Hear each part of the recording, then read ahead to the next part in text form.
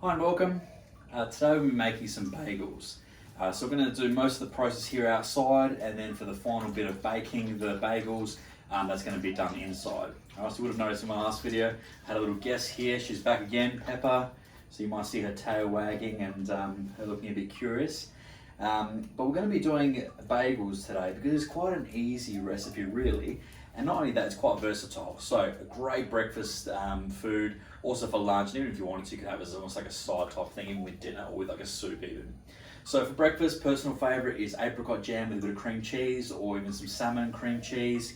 Lunch, you can kind of build up like a sandwich, and like I said, for dinner you could do it with something even like soup or with something like a slow roast like stew or something like that. Okay, so there's a couple of different options there. So to be starting off, we've got 1.5 cups of nice warm water, and to that we're going to be adding some yeast, some salt and some sugar. So the sugar obviously is like it feeds it a bit with the salt, yeast. We want to bring it to life, let it get nice and bubbly and frothy, and that's when we know it's ready to use. So to this water here we're going to be adding 2 teaspoons of salt, 1, 2, all right.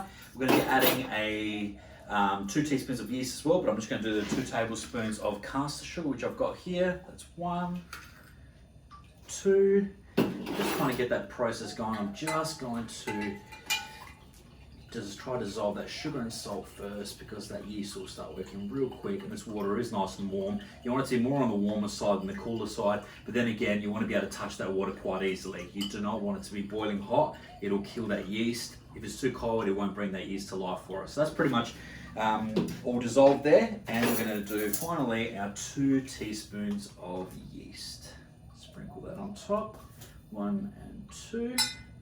I'm just going to wait for that for about 10 minutes to get nice and frothy for us.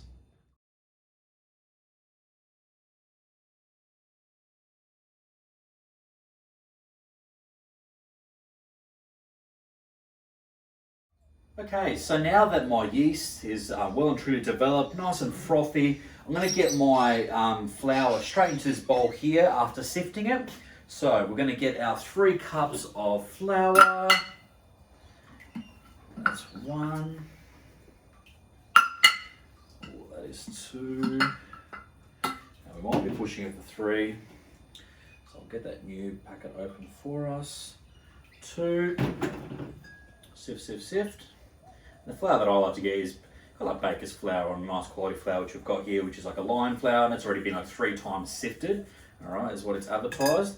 But we will sift it just that one more time, okay? Because we don't know what happens between the factory and the store, or the store to home. Okay, so even though it says sift on the package, I do like to do one last sift of my own.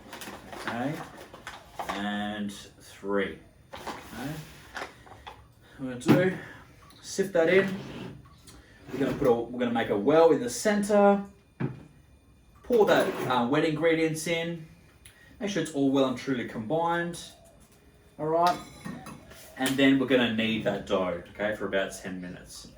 All right, so into the center it goes. Fantastic. And we're doing all this good stuff, so we scoop all that in. Okay, use your hands, use a spoon. I'll start off with a spoon just to kind of work around the edges, getting all that in there.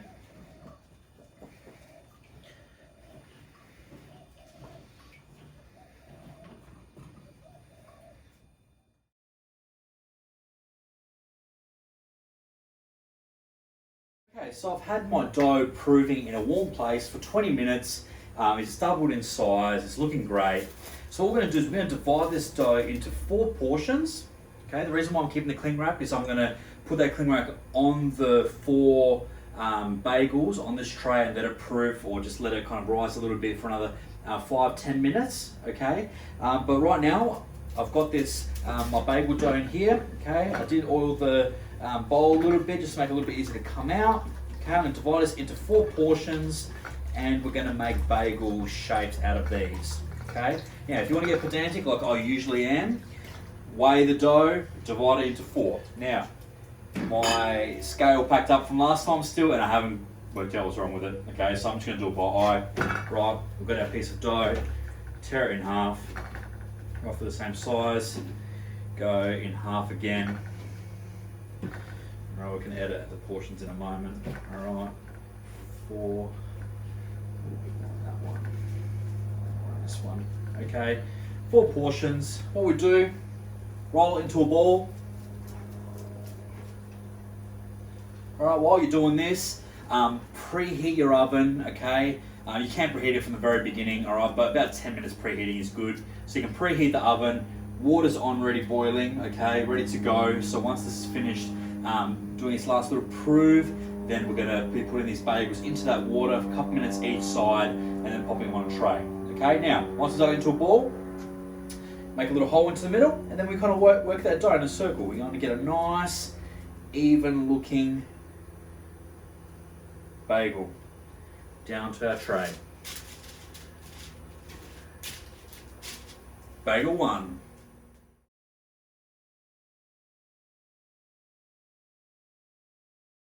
Okay, so we've had our final little proof. Alright, can remove the glad wrap, that's all ready to go.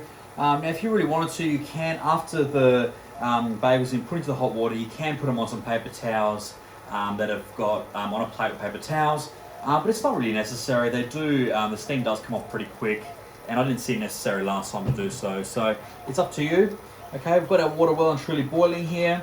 All right, what we're going to do is we're going to boil the bagels in the water about 2 minutes each side. Put them back onto this tray here. Put whatever toppings we want on, and then straight into the oven.